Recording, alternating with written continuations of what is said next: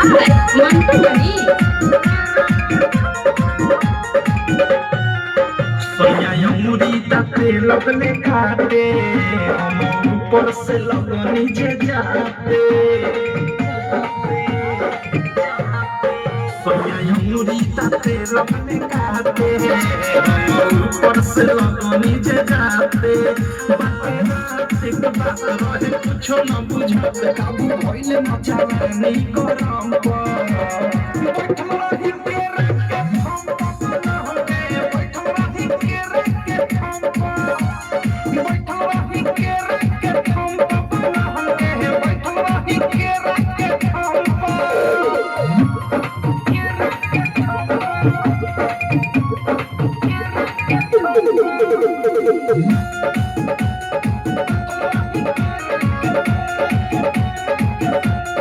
लगले जे हाथे तो कह देनी साथे किया ये जवानी के लहक गइले बा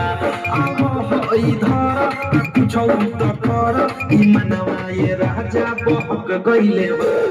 लगले जे हाथे तो कह देनी साथे किया ये जवानी के लहक गइले बा अब होई धर कुछ तो कर ई मनवा ये राजा बहक गइले बा खैनी उनकर नासा में रहनी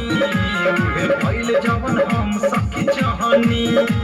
लगल नाही शरम काम कैनी कुकरम कहनी दुनु हाथ फेर दुनु बम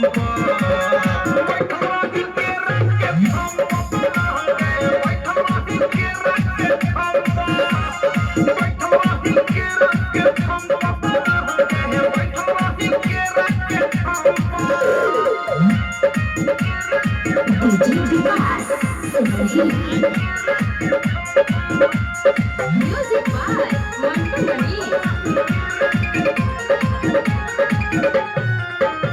केवारी के पीछे पसर गईनी नीचे हम रहनी ये सखी रात नाइटी में हो पानी पानी भेनी छुआ तनी देनी मजा लेनी गजबे वैरायटी में हो केवारी के पीछे पसर गईनी नीचे हम रहनी ये सखी रात नाइटी में हो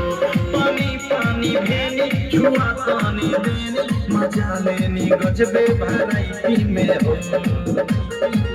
लेते रहले हल्का में हमें जाते खलका में रुक गइल दमे राइत थारु नवधेश लागल केहुना से ठेस अनुराग हो देहिया नरम पर